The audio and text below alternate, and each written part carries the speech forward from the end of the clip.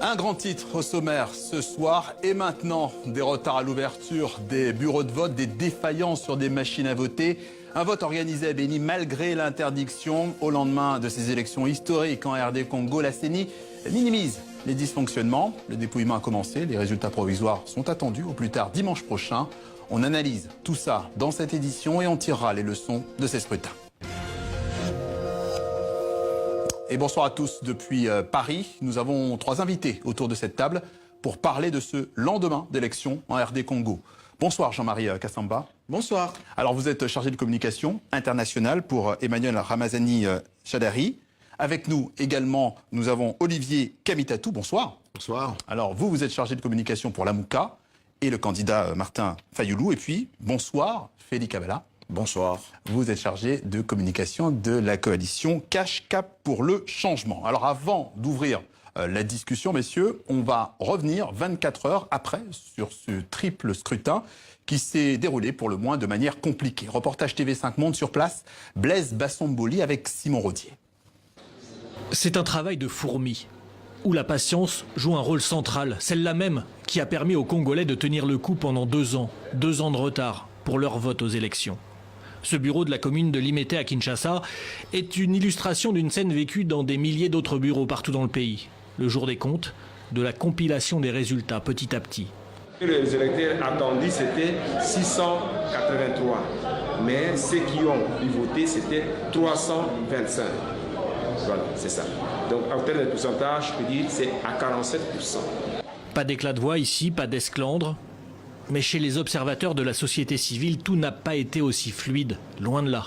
J'aimerais quand même dénoncer, à la fois déplorer aussi les traitements que nos observateurs ont subis, tant à Kinshasa, à Mbujimaï qu'à Lubumbashi, où nous avons enregistré des cas d'intimidation, des cas d'exaction et même des cas d'agression assez graves.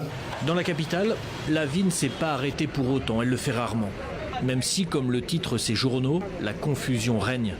Le vote a été entaché d'irrégularités, de machines à voter en panne ou absentes, de fichiers électoraux disparus. En vérifiant le nom, vous ne trouvez pas votre nom, vous dites aller dans d'autres centres. En allant aussi dans d'autres centres, vous ne trouvez pas toujours vos noms là-bas. Alors à cause de ça, un grand nombre de gens ils n'ont pas participé dans l'élection d'hier. Alors la patience des Congolais s'est teintée d'inquiétude, amplifiée par la nouvelle du jour. Une vaste coupure d'Internet et des réseaux sociaux qui a même pris en défaut la Senco et ses milliers d'observateurs à midi. Le secrétariat général de la Senco félicite le gouvernement d'avoir assuré le bon fonctionnement de l'Internet et de CMS. Je suis désolé d'apprendre juste avant d'entrer dans la salle qu'on a coupé l'Internet, mais le message était déjà signé. Je vous remercie. Airtel, Orange, Vodacom, tous les opérateurs semblent avoir été coupés lors de ce jour clé de la compilation des résultats. Certains d'entre eux évoquent précisément une instruction du gouvernement. En chœur ce soir, les observateurs congolais demandent au gouvernement le rétablissement de toutes les connexions. Et on retourne à Kinshasa, nous sommes en ligne avec Anthony Fouchard. Bonsoir Anthony, vous êtes au téléphone avec nous. Est-ce que vous avez récupéré une connexion Internet ? Eh bien écoutez, non Patrice, et c'est d'ailleurs pour ça que je vous parle par téléphone, parce que depuis ce matin, eh bien rien ne fonctionne ici à Kinshasa. Et ce n'est malheureusement pas que dans la capitale de la RD Congo, mais partout dans le territoire. Toutes les personnes que j'ai pu joindre par téléphone, car les appels vocaux continuent de fonctionner, eh bien le confirment, que ce soit dans le Kasaï, dans le Bandundu, dans le Maniema, dans le Nord Kivu. Je ne vais pas vous énumérer toutes les provinces, mais partout ici en République démocratique du Congo, eh bien Internet ne fonctionne plus. Ça a d'abord commencé par les réseaux sociaux et puis c'est tout le réseau qui est finalement tombé. Pourtant, les Kinois, notamment, se sont réveillés ce matin avec un sentiment d'excitation mêlé à de l'impatience. 2 ans d'attente, 2 ans et 1 semaine pour pouvoir glisser un bulletin dans l'urne. Et puis finalement, eh bien, ce sentiment d'excitation a laissé place à l'inquiétude quand les réseaux ont effectivement été coupés. Alors la question sur toutes les lèvres, dans tous les esprits ce soir, c'est quels vont être les résultats, même si cette coupure des réseaux sociaux, eh bien, n'augure pas vraiment grand-chose de bon pour le pays.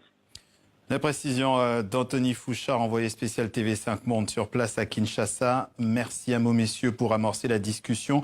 Internet, soudainement coupé en milieu de journée, juste au lendemain d'élections aussi cruciales. Finalement, est-ce qu'on a là le signe d'une volonté de transparence, Monsieur Kassamba? Merci d'abord de l'invitation. Je dois préciser que ces élections, ce sont les élections des Congolais, organisées pour la première fois sur fonds propres depuis que le Congo est Congo.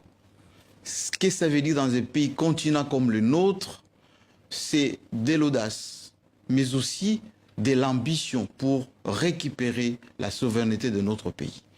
Sur 39 millions de Congolais qui ont été enrôlés pour voter, eh ben, l'ensemble, c'est-à-dire qu'il y avait 40 millions, moins 1,2... Là, vous me faites une vue d'ensemble, et Internet, je vous parlais juste Internet, concernant Internet. On va revenir sur l'avenue d'ensemble. C'est tout simplement, si vous posez la question par rapport à l'Internet, je vous dis tout simplement, c'est pour des raisons de sécurité, pour des raisons de préserver nos populations de l'intoxication qui avait déjà commencé.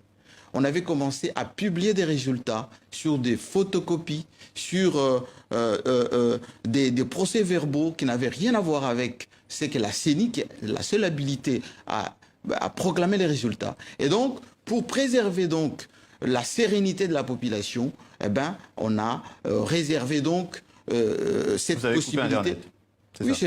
non, mais ça se fait dans tous les pays organisés. Oui, les téléphones fonctionnent parce qu'on communique, comme votre correspondant vient de le faire. Les téléphones fonctionnent. Mais c'est via l'Internet, via les réseaux sociaux que les gens distillent des faux messages, des faux PV. Et d'ailleurs, il y a même un communiqué de la MOUCA qui a été publié aujourd'hui même, avec des chiffres avancés, avec des estimations qui n'ont rien à voir avec la réalité. Et c'est pour cela qu'un État responsable doit prendre des mesures conservatoires pour permettre la bonne sérénité des résultats. On va passer la parole à Olivier Kamitatou. Est-ce que vous avez la même analyse?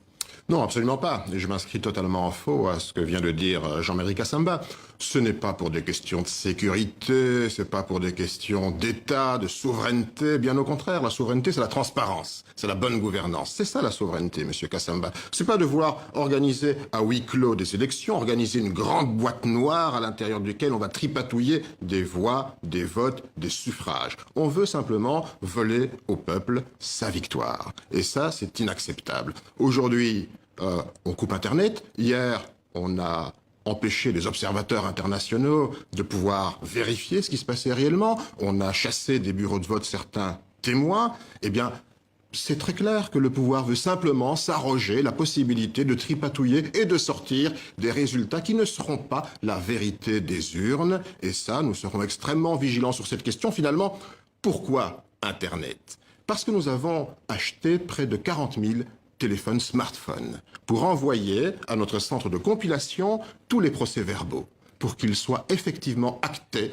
que nous avons acquis une grande victoire, une victoire massive pour Martin Fayulu. Alors la victoire, on verra pour l'instant. Félix Kabbalah, est-ce que vous avez aussi la même analyse que votre voisin de droite? Je n'ai vraiment pas la même analyse sur un bon nombre de points. D'abord, je signale que ces élections, c'est le peuple congolais qui était face à son destin, face à son avenir. Aujourd'hui, lorsqu'on parle de la coupure d'Internet, on doit comprendre clairement que, vous savez, souvent, c'est un arbre qui tombe, qui fait beaucoup plus de bruit dans une forêt. Et là, du coup, le candidat de la majorité, c'est-à-dire du FCC, qui sait très bien qu'il est perdant sur tous les sondages, perdant sur l'ensemble des élections, de l'élection du 30 décembre, c'est tout à fait normal pour le couvrir qu'on puisse couper Internet, commencer à chercher à manigancer de chiffres à gauche à droite. Ici, je tiens à signaler que la campagne qui a eu ces vrais engouements populaires, qui était la campagne de vraie proximité, c'est la campagne du Cap pour le changement avec le président Félix Tshisekedi. Logiquement parlant, si nous devons suivre la réalité et la vérité des urnes et des votes populaires réellement, si tout va bien, c'est Félix Tshisekedi qui l'emporterait haut la main. Alors ça, on va voir, puisqu'on attend évidemment les résultats. Est-ce que vous l'entendez, ça, monsieur Kassamba, l'idée que finalement, ça peut rompre la confiance de la population en coupant Internet? D'abord, je dois préciser ici que, en face de moi, moins Félix Tshisekedi, mais plus Olivier Kamitatou, Ils n'ont jamais été dans une logique d'élection. Voici les gens qui sont dans une logique insurrectionnelle depuis 5 ans, qui n'ont jamais accepté qu'il y ait élection en RDC. Ils ont d'abord fait marcher les Congolais, fait tuer les Congolais avec des arguments fallacieux. Joseph Kabila... Il parle ce soir au nom de personnes qui sont présentées. Attendez, Joseph Kabila va modifier la Constitution pour ses présidents. C'est pour cela, d'ailleurs, qu'Amitato a quitté la majorité présidentielle, au sein de laquelle, d'ailleurs, il trahissait à chaque fois qu'il fournissait des informations aux tiers. Et donc, Joseph Kabila n'a pas changé la Constitution. Ils ont dit qu'il n'y aura pas élection parce qu'il n'y aura pas des moyens pour le faire. Aujourd'hui, il y a élection. Il a tweeté, lui, Olivier Kamitatou, qu'il fallait mettre derrière chaque machine à voter un policier, sinon ça sera détruit. Est-ce qu'on en est encore là? Attendez, pas, parce qu'il faut quand même qu'on avance. Quelques semaines plus tard, il y a incendie, et s'il y avait une justice qui peut fonctionner, on allait lui demander les comptes par rapport à cela. Aujourd'hui, les gens qui ne croyaient pas à la machine à voter, Fayoulou, qu'il défend ici, a voté avec la machine. Les gens qui n'ont jamais fait campagne à travers la République immense, ils ne peuvent pas prétendre être votés par les Congolais. On ne va pas refaire l'élection, on va peut-être avancer quand même. Oui. Et je le disais, on l'indiquait tout à l'heure, la CENI, la commission électorale, a relativisé les dysfonctionnements. Concernant justement les machines à voter, Corneille Nangaa, le président de la CENI, a indiqué que sur 75 000 bureaux de vote, seuls 540 cas environ de machines à voter défaillantes ont été recensés. Et c'est la position, justement, à peu près semblable du Front commun pour le Congo. Alors écoutez, on va écouter un de ses porte-parole. Les difficultés rencontrées, inhérentes à tout processus électoral, surtout dans un État post-conflit, ne sont pas, heureusement, de nature à compromettre le dit processus électoral. Alors on a compris votre position, Jean-Marie Kassamba. Est-ce que ça veut dire que tout s'est plutôt bien passé selon vous et qu'il faut se contenter de cette situation? Je vous précise que sur 89 800 bureaux, il n'y a eu que d'environ dans 100 bureaux des incidents, 2 incidents majeurs à travers la République, un incident au Kasaï central avec un chef du bureau qui a été agressé, et ça a été assez sérieux, et puis au sud Kivu à Walikale où un policier a... Donc vous nous dites que tout s'est plutôt bien passé? Globalement bien passé pour une première expérience dans un pays comme le nôtre. Pourquoi? Parce que voici un pays que Olivier Kamitatou et ses amis ont toujours vilipendé dans du Congo bashing à longueur de journée, à longueur d'année. Eh bien alors laissez-le répondre. Aujourd'hui, la RDC prouve au monde que sur front propre, elle peut organiser on va les laisser et les Congolais ont voté sereinement et ils vont attendre les résultats sereinement. J'aimerais répondre. Vous allez avoir juste la question juste après. Félix Kabila, est-ce que vous avez une réponse à apporter? Vous savez, ici, j'ai l'impression d'assister à un tribunal où ils se font tous de la guerre. Ils savent très bien qu'ils ont partagé tous deux le bilan de M. Kabila. À gauche, nous avons quelqu'un qui représente M. Kabila, le FCC directement, M. Chadari. Et à droite, nous avons également M. de Lamouka, M. Kamitatou, qui est de l'opposition, mais qui, d'une part, par ces accusations, représente quand même quelqu'un qui a participé au bilan de M. Kabila à plus de 80%. Vous savez, c'est la raison pour laquelle nous sommes là au milieu pour représenter la raison, le changement, l'alternative.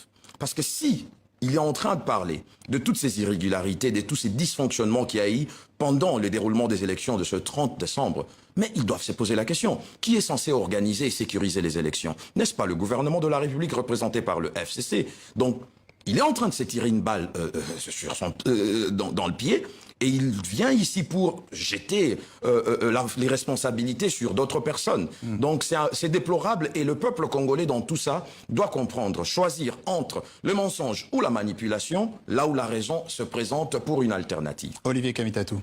Non, je pense que très clairement, aujourd'hui, il faut féliciter le peuple congolais.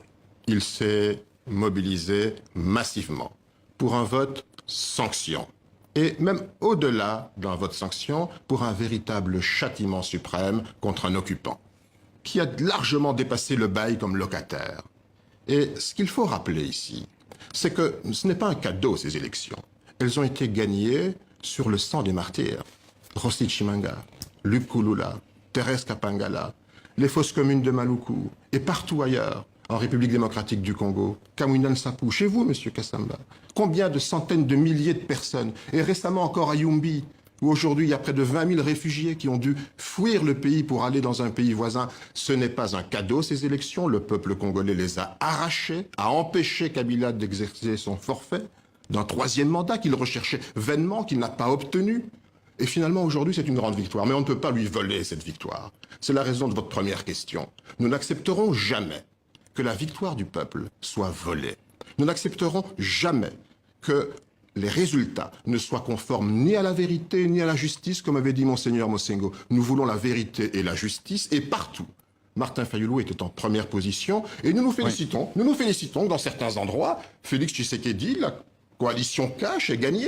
Ce sont des voix que Ramazani Chadari n'aura pas. Et l'affaire d'un scrutin à un seul tour se retourne contre vous, contre votre famille politique, parce qu'aujourd'hui, nous représentons avec cash Lamouka, près de 80% de la population congolaise qui a dit non au forfait, qui a dit non à une dictature qui est totalement vomi à travers tout le pays. Alors, autre situation, vous allez pouvoir intervenir, M. Kassamba, autre situation qui interpelle dans les zones écartées du processus électoral à cause du virus Ebola, comme à Béni, eh bien, on le sait, les habitants ont organisé, malgré tout, une sorte de scrutin parallèle. On en reparle juste après ce reportage d'Alexis Huguet avec Julien Menzel. À Béni, la vie est enfin de retour à la normale. Oubliez les derniers jours sous tension. Le vote symbolique de la veille a permis d'apaiser les esprits. Désormais, toute l'attention se porte sur des colonnes de chiffres. Comme dans les régions qui ont pu participer au scrutin officiel, on fait le décompte des votes, on note et on compile les résultats rigoureusement, sans incident. Tout était prêt, en tout cas il n'y avait aucune raison pour écarter la population au début des élections et que vraiment la communauté internationale et toute la population congolaise et tout le monde qui peut nous aider à faciliter ces élections jusqu'au niveau de la CENI, vraiment la population bénitienne a voté et il n'y a eu aucun incident. Selon les organisateurs et les représentants de la société civile, ils sont plus de 60 000 à avoir glissé un bulletin dans l'urne. Sur les 182 800 électeurs enregistrés dans la circonscription de Béni. Suffisant selon eux pour rendre légitime ce vote improvisé. On va travailler en équipe encore et nous aurons les résultats globaux pour la circonscription électorale de la ville de Béni que nous allons transmettre maintenant à Kinshasa. Et les pressions seront lancées pour que nos députés qui ont été élus puissent aller siéger au même titre que les autres. Le report du scrutin dans la région de Béni-Boutembo a touché plus d'1 million d'électeurs. La population de Béni espère désormais que la CENI fera compter leur voix. Et dès hier soir, Martin Fayulu avait réagi. L'opposant voit dans ce scrutin organisé à Béni un désaveu de la présidence Kabila. Écoutez. Ce qui s'est produit ces jours organise le départ définitif du pouvoir de M. Kabila, qui, une fois de plus, vient d'être confondu par la détermination des habitants de Béni et de Boutembo, qui, bravant la peur, ont eux-mêmes organisé à leur manière les élections dans ces contrées, exclues injustement du processus. Alors une réaction, Jean-Marie Kassamba. D'abord dire à Olivier Kamitatou que pour quelqu'un qui a été président de l'Assemblée nationale, ministre pendant 10 ans, il a été rappelé tout à l'heure, du plan, il a participé à la reconstruction avec Joseph Kabila. Jusqu'il y a à peine 1 an et demi, il a été sur mon propre plateau, tenir le discours qu'il tient. Ça relève d'un mensonge patent. Et ce n'est pas respectable. Et ce n'est pas digne d'un grand homme d'État. La République démocratique du Congo vient d'organiser, Olivier Kamitatou, des élections. Des élections avec un candidat qui a fait campagne sur l'ensemble du territoire. Le vote chez nous est sociologique. Aujourd'hui, Martin Fayulu, que vous connaissez très bien. La sociologie de Ramazani Chadari.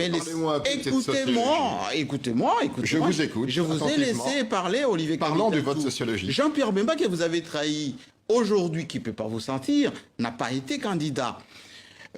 Félix Tshisekedi, il vient à peine de commencer. Son père, qui a partagé les voix avec Joseph Kabila en 2011, est déjà décédé. Martin Fayulu, à peine, il a commencer à être connu, ne serait-ce qu'à Kinshasa. Candidat de son propre parti, d'un seul parti, qui est les cités. Et donc, il n'est pas représentatif. Vous l'avez abandonné. Vous n'êtes même pas venu. Attendez, Olivier Kamitato. Vous n'êtes même pas venu. Ils ne sont pas Vous n'êtes pas venu n'est pas représentatif. Ils ne sont pas venus faire campagne. Vous avez abandonné Fayou. Écoutez-moi, je suis en train de vous donner ne serait-ce que la vérité que vous ne voulez pas entendre. Vous avez menti à longueur de journée sur des plateaux de télévision parce que vous n'avez pas en face de vous quelqu'un qui vous rappelle des vérités évidentes. On ne peut pas trahir Jean-Pierre Bemba, Joseph Kabila. Aujourd'hui, vous allez taire également Moïse Katumbi parce que... Ne venez pas faire le procès d'Olivier Kamitatou ici. Nous parlons des élections. Je vous rappelle. Nous parlons des élections. Je vous rappelle que Béni, ce sont nos compatriotes. La limite de votre la maladie, elle existe. On ne peut pas exposer nos compatriotes. Mbongo lui-même a prié à l'Équateur face à un prêtre qui était atteint. Combien de victimes d'Ebola depuis le vote? C'est une maladie qui peut être contactée. On ne peut pas... Une question à tous les trois. Est-ce que ce scrutin parallèle peut menacer l'ensemble finalement? Non, ça ne peut rien menacer parce que ce n'est pas un scrutin organisé, c'est une parodie. Ça ne peut pas, ça n'a aucune signification. Nos compatriotes vont voter au mois de mars sereinement. Ça, ce sont des opérations de communication. Kabala va réagir, vous avez tout réagi. Simplement. Allez-y. Et il faut respecter la santé de nos compatriotes. Écoutons M. Kabala. S'il vous plaît.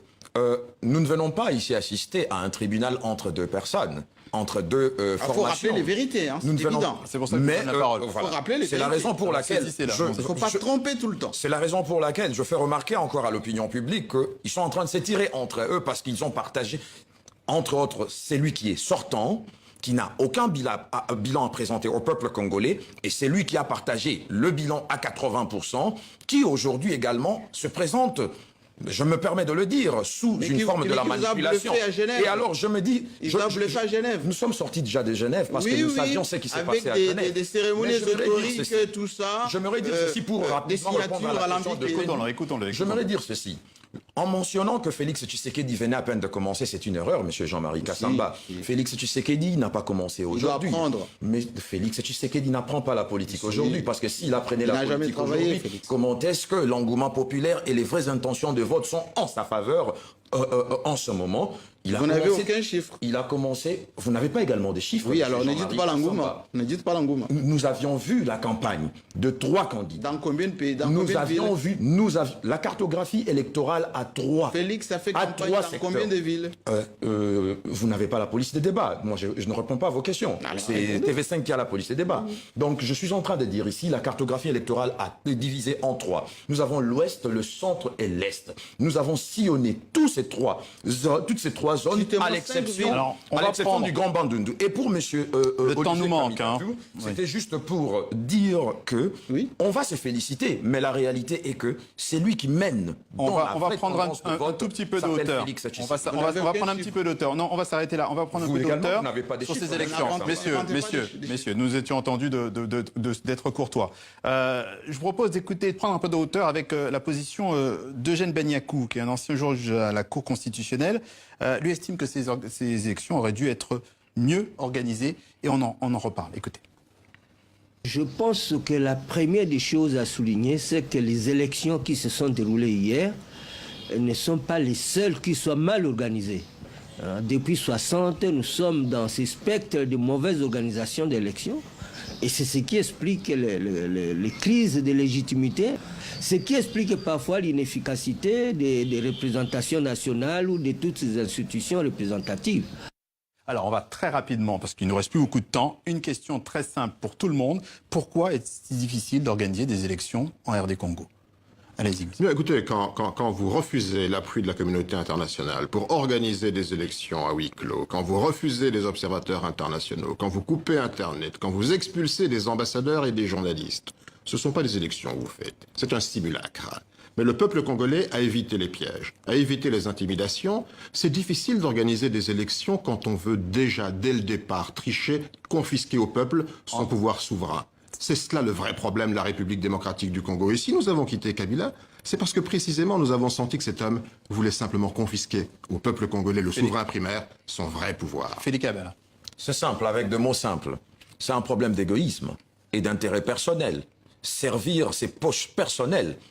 D'un côté, M. Kabila, qui a un bilan égal à 0, et de l'autre, ceux qui ont partagé son bilan à 80%, qui estiment qu'ils peuvent revenir aux affaires, mais seuls les dénominateurs communs dans ces processus, ces élections d'hier, 30 décembre, s'appellent le peuple congolais qui a réellement tranché, quels que soient les dysfonctionnements, mais ils se sont mis face à leur destin, parce que les 5 prochaines années, ce sont les années qui détermineront le développement de la République avec le changement. Le peuple congolais vient de prouver au monde qu'il peut organiser ses élections sur fonds propres et ça va se passer dans le calme. Ça s'est passé dans le calme. Il y a eu 80 800 bureaux à travers la République. En une journée, ça s'est très bien passé. Malgré quelques couacs de jeunesse, c'est tout à fait normal. Regardez ce qui s'est passé au Mali, au Bangladesh. Notre pays est aujourd'hui souverain pour organiser ces élections. Il faut se féliciter le peuple congolais. Et vous allez voir que c'est lui qui a l'assentiment de la population, c'est celui qui a fait campagne et qui est connu par les Congolais. Pas les gens qui étaient dans l'insurrection et qui veulent le chaos du Congo parce qu'ils ont vendu cela auprès de leur soutien. On a compris que ce serait une semaine très sensible qui s'annonce à RD Congo puisque les résultats ne sont pas attendus avant dimanche au plus tard. Voilà ce que l'on pouvait dire de ce dossier RD Congo. Un mot finalement du reste de l'actualité avec ses vœux de nouvelle année d'Ali Bongo formulés depuis le Maroc où il est en convalescence. Une première prise de parole très attendue du président gabonais qui ne s'était plus exprimé publiquement depuis son hospitalisation à Riyad le 24 octobre pour un AVC. Comme dans la plupart des cas, ce genre de séquence est enregistré avant diffusion. Voilà, c'est tout pour aujourd'hui. Merci. À l'année prochaine pour ceux qui utilisent le calendrier grégorien et à demain pour les autres.